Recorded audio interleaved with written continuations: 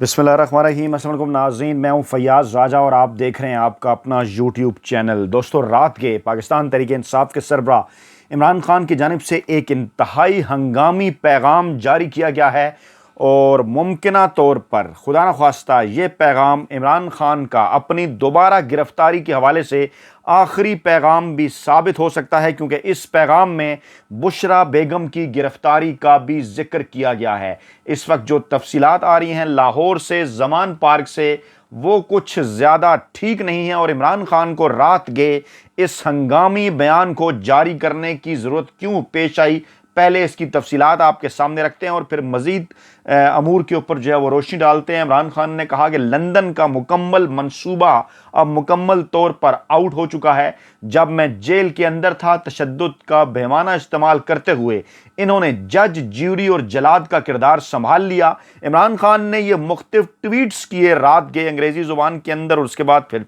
Social media के ऊपर ये खबरें गर्दिश करती रहीं कि इमरान खान के ट्वीट्स फौरी तौर पर उर्दू में भी आ जाते हैं। इंतज़ार है हमें, डिले क्यों हो रहा है, फौरी तौर पर उर्दू के अंदर भी ये तफसीलात अवाम तक पहुँचाई जाएँ। इमरान खान ने कहा कि अब मंसूबा ये है कि बुशरा बेगम को जेल में डालकर मेरी तजलील की जाए। मैं रिपीट कर रहा हूँ, इमरान खान को यकीनन कहीं से ये मालूमात मिली हैं और आज की रात, आज का दिन, सुबह सवेरे इस हवाले से इंतहाई अहम साबित हो सकता है। इमरान खान ने कहा अब मंसूबा ये है कि बुशरा बेगम को जेल में डालकर मेरी तजलील की जाए और गद्दारी का कानून इस्तेमाल करके मुझे अगले 10 साल कैद रखा जाए। इसके बाद पीटीआई की क़यादत और कारकुनान के पास जो भी बचा है इस पर मुकम्मल क्रैक डाउन करेंगे, जो भी बचा है, क्योंकि इस वक्त पाकिस्तान तहरीक इंसाफ की 90% से जायद मरकजी क़यादत को जेलों में डाल दिया गया है और सुप्रीम कोर्ट और हाई कोर्ट्स और अदालतें वहां से इस वक्त मुकम्मल तौर पर खामोशी है। इमरान खान ने कहा और वो आखिर में पाकिस्तान की सबसे बड़ी और वाहिद वफाकी जमात पर पाबंदी लगा देंगे, जिस तरह से उन्होंने मशरकी पाकिस्तान में अवामी लीग पर पाबंदी लगाई थी। इस बात को यकीनी बनाने के लिए कि कोई अवामी रद्द अमल ना हो, उन्होंने 2 काम किए हैं। पहला काम, जानबूझकर दहशतगर्दी सिर्फ पीटीआई कारकुनों पर नहीं बल्कि आम शहरियों के ऊपर भी की गई है। दूसरा, मीडिया मुकम्मल तौर पर कंट्रोल कर लिया गया है और वहाँ पर मीडिया पर इस वक्त जो लोग मुसल्लत हैं उनकी जानिब से पाकिस्तान तहरीक इंसाफ के खिलाफ गलीज़ प्रोपेगेंडा किया जा रहा है। 2 काम, यानी कि एक तो इस किस्म की दहशतगर्दी की फ़िज़ा बना दी, ना सिर्फ पाकिस्तान तहरीक इंसाफ के खिलाफ बल्कि आम पाकिस्तानी अवाम के खिलाफ। और मैं बताऊं, इस वक्त जो टीवी चैनल्स इंतहाई खौफनाक खेल खेल रहे हैं, खुफिया हाथों के कहने के ऊपर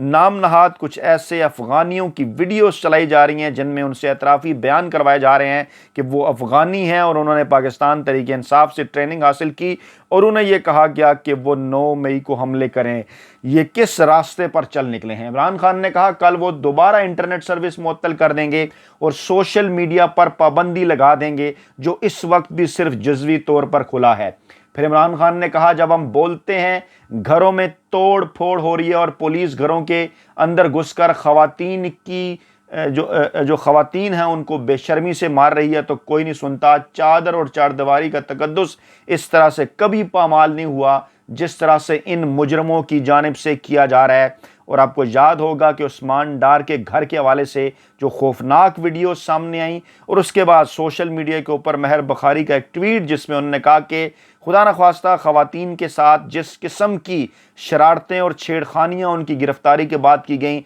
सोशल मीडिया पर कुछ लोग बड़े खौफनाक इंकशाफात कर रहे हैं। इस हवाले से मेरे में हिम्मत नहीं कि मैं यहाँ पर रिपीट भी कर सकूँ। फिर इमरान खान ने यह कहा कि ये मुजरिम चादर और चारदीवारी का तकद्दुस जिस तरह से पामाल कर रहे हैं इस तरह से पहले कभी नहीं हुआ। ये जानबूझकर लोगों में इतना खौफ पैदा करने की कोशिश है कि कल जब वो मुझे गिरफ्तार करने आएंगे तो लोग बाहर ना आए। अब कल से मुराद आज है,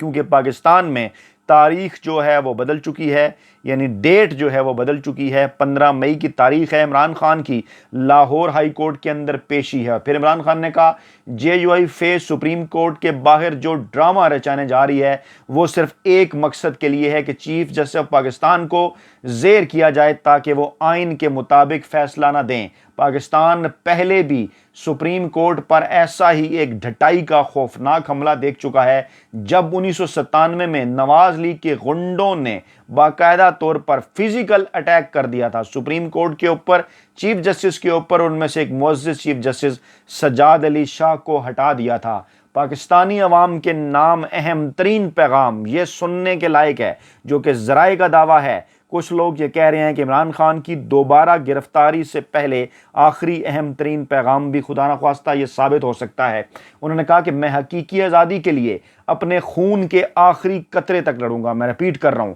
عمران خان نے کہا، انتہائی یہ سینسٹیو بیان ہے، عمران خان نے کہا میں حقیقی آزادی کے لیے اپنے خون کے آخری قطرے تک لڑوں گا کیونکہ میرے لیے ان بدماشوں کی غلامی سے موت بہتر ہے۔ عمران خان نے کہا کہ میرے لیے ان بدماشوں کی غلامی سے موت بہتر ہے۔ عمران خان کس جانب اشارہ کر رہے ہیں؟ پاکستانی قوم اور خاص طور پر اوورسیز پاکستانیوں کو آگے آ کر انسانی حقوق کی تنظیموں کو خط لکھ کے ان سے رابطہ کر کے پاکستان کی صورتحال کے حوالے سے پوری دنیا کے اندر آواز اٹھانی ہوگی، اور خاص طور پر عمران خان جو پاکستان تحریک انصاف کے سربراہ نہیں بلکہ پاکستان کی 25 کروڑ عوام کے ہر دل عزیز لیڈر ہیں، جو کہ تمام تر سرویز اور رپورٹس کے مطابق پاکستان کے اندر اس وقت جو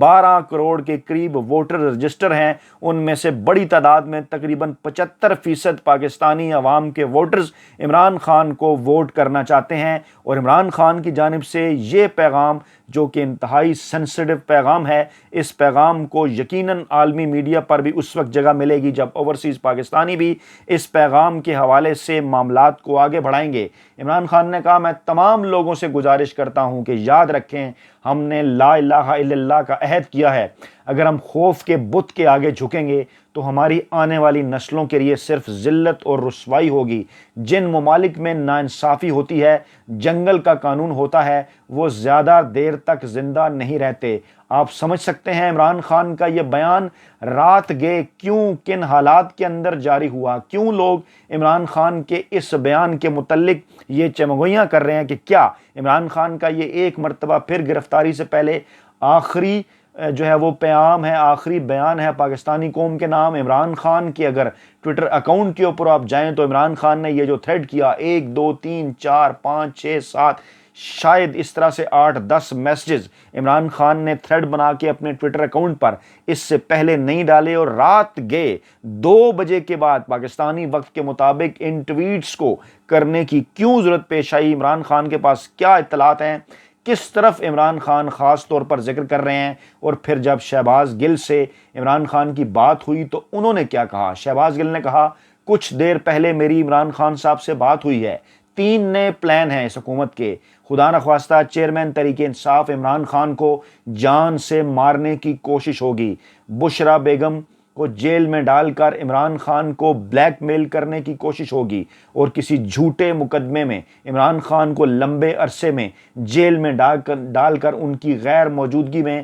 جعلی الیکشنز کا انعقاد کیا جا سکتا ہے۔ یہ 3 اہم ترین چیزوں کی جانب شہباز گل نے اشارہ کیا، اور پھر ہمارے دوست رحیق عباسی صاحب کا وہ ٹویٹ جس میں انہوں نے اسکرین شاٹ لگایا، سلیم صافی جن کے متعلق آپ جانتے ہیں کہ وہ ہینڈلرز کے اور نیوٹرل کے کتنے بڑے مہرے ہیں، انہوں نے ایک خبر دی جو کہ ممکنہ طور پر ایک نئی سازش ہینڈلرز کی جانب سے تیار کی گئی۔ خبر کے مطابق انہوں نے کہا آج عمران خان کو ایک ایسے سرپرائز کے ملنے کا قوی امکان ہے کہ جس کے بعد پاکستان تحریک انصاف کا متحد رہنا اگر ناممکن نہیں تو مشکل ضرور ہو جائے گا۔ ایسا ہوا تو عمران خان اور ان کے سہولت کاروں کی مشکلات بڑھ جائیں گی جبکہ جہانگیر ترین اہم ترین بن جائیں گے۔ شام تک انتظار فرمائیے۔ اس پر رحیق عباسی صاحب نے کوٹ ٹویٹ کیا کہ لیں جی سن لیں، آپ پارا میں تیار ہونے والی سازش کا بھانڈا سلیم صافی صاحب نے پھوڑ دیا۔ لگتا ہے کہ تحریک انصاف کے ایک یا متعدد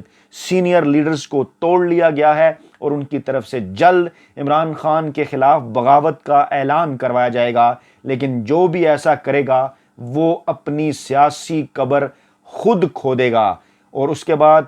شاندان گلزار خان صاحبہ کا ٹویٹ، فوری الرٹ کہ آپ کو اطلاع دی جاتی ہے کہ صبح پاکستان تحریک انصاف کے سربراہ عمران خان لاہور ہائی کورٹ میں ان کی پیشی ہے۔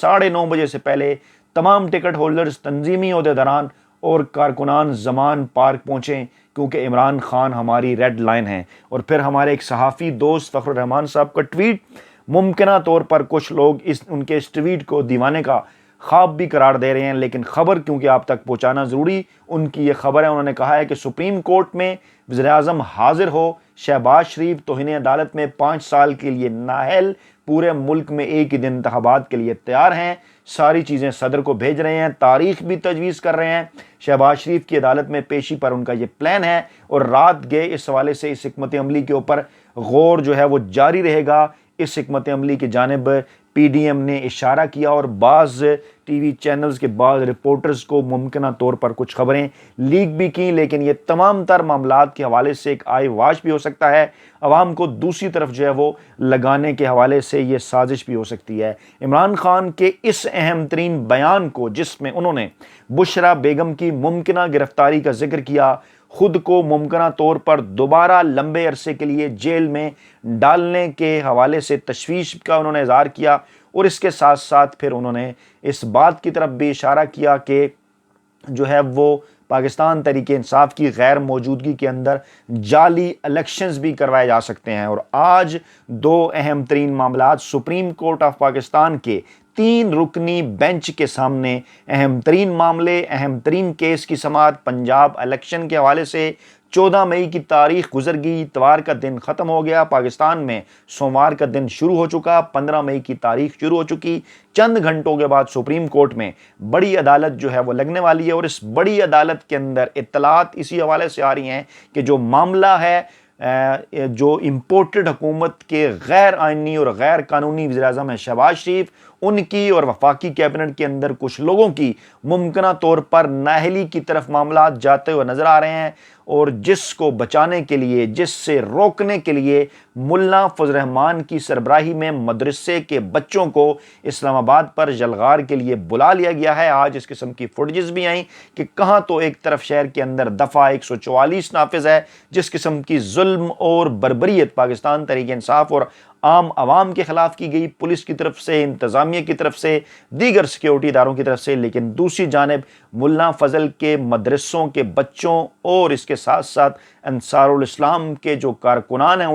ان کو مکمل طور پر فیسیلیٹیٹ کیا جا رہا ہے۔ اسلام آباد پولیس، اسلام آباد انتظامیہ ان کے ساتھ مل کر اسلام آباد میں ریڈ زون کے اندر جلسے کی، دھرنے کی، ریلیوں کی تیاریاں کروا رہی ہے۔ سپریم کورٹ آف پاکستان نے اسلام آباد کی انتظامیہ کے ساتھ اس حوالے سے ایک اجلاس بھی طلب کیا، جس میں پہلے ذرائع کا یہ دعویٰ تھا کہ کسی نے شرکت نہیں کی، بعد میں یہ سامنے آیا کہ کسی ایک آدھ شخصیت نے اس کے اندر شرکت کی، لیکن ممکنہ طور پر کسی پلان کے حوالے سے انہوں نے سپریم کورٹ کو آگاہ نہیں کیا کہ اس غیر آئینی اور غیر قانونی حرکت کو روکنے کے لیے اسلام آباد کے ریڈ زون کے اندر سپریم کورٹ آف پاکستان کے باہر وہ اس کے لیے کیا اقدامات کر رہے ہیں۔ اسی جانب عمران خان نے اپنے اس اہم ترین ٹویٹ میں جو رات گئے انہوں نے کیا، اس میں انہوں نے اشارہ بھی کیا کہ ماضی میں نون لیگ بالکل اسی طرح کے پلان پر عمل کرتے ہوئے سپریم کورٹ آف پاکستان کے اوپر حملہ کر چکی ہے، اور اس حملے کے نتیجے میں چیف جسٹس جو اس وقت سپریم کورٹ کے، ان پر جسمانی حملہ بھی کیا گیا، ان کو گھر بھی بھجوایا گیا، اور اس کے بعد جس قسم کی صورتحال پاکستان کے اندر پیدا ہوئی وہ آپ کے سامنے ہے۔ انہی لائنز کے اوپر ایک بار پھر نون لیگ، اس مرتبہ ان کے ساتھ پیپلز پارٹی بھی، جے یو آئی بھی، عوامی نیشنل پارٹی بھی، اور پی ڈی ایم میں شامل دیگر 14 جماعتوں کا ٹولہ بھی، اور ان کے ساتھ ساتھ اداروں کے اندر موجود وہ شریفی سرمایہ کاری بھی کہ جن کو اپنا مستقبل خطرے میں نظر آ رہا ہے، کیونکہ دو اہم ترین چیزیں ہیں۔ عمران خان کی حکومت کو جب غیر آئینی اور غیر قانونی طریقے سے گھر بھجوایا گیا تو اس وقت ہینڈلرز کی جانب سے مافیا کو اس بات سے ڈرایا گیا تھا کہ عمران خان ممکنہ طور پر اگلے 10 سال بھی پاکستان کے حکمران بن سکتے ہیں، اپنی مرضی کا اگر وہ آرمی چیف لگائیں گے، حالانکہ جو بھی وزیر اعظم ہوگا ڈیفینیٹلی وہ اپنی مرضی کا آرمی چیف لگائے گا، اور کہا گیا ہینڈلرز کی جانب سے مافیا کو کہ آپ کی سیاسی دکان ہمیشہ کے لیے بند ہو جائے گی۔ اور اس وقت یہ صورتحال ہے کہ اسی مافیا کی جانب سے اب ان ہینڈلرز کو ڈرایا جا رہا ہے کہ اگر انتخابات کے نتیجے میں عمران خان 2/3 اکثریت حاصل کر کے ایک مرتبہ پھر پاکستان میں اقتدار پر آ گئے، اقتدار کی کرسی پر بیٹھ گئے، تو آپ کی سیاسی اور غیر سیاسی تمام جو دکانیں ہیں وہ بند ہو جائیں گی۔ یعنی رجیم چینج آپریشن سے پہلے ہینڈلرز مافیا کو ڈرا رہے ہیں، اور رجیم چینج آپریشن کے بعد اب مافیا ہینڈلرز کو ڈرا رہے ہیں۔ کس سے؟ ایک شخص سے، عمران خان سے، جو کہ ڈٹ کر کھڑے ہوئے ہیں اللہ تعالیٰ کی مدد کے ساتھ اور اپنے عوام کی حمایت کے ساتھ۔ اپنا بہت خیال رکھیے گا، دعاؤں میں یاد رکھیے گا۔ نئی ویڈیو کے ساتھ جلد حاضر ہوں گے۔ اللہ نگہبان۔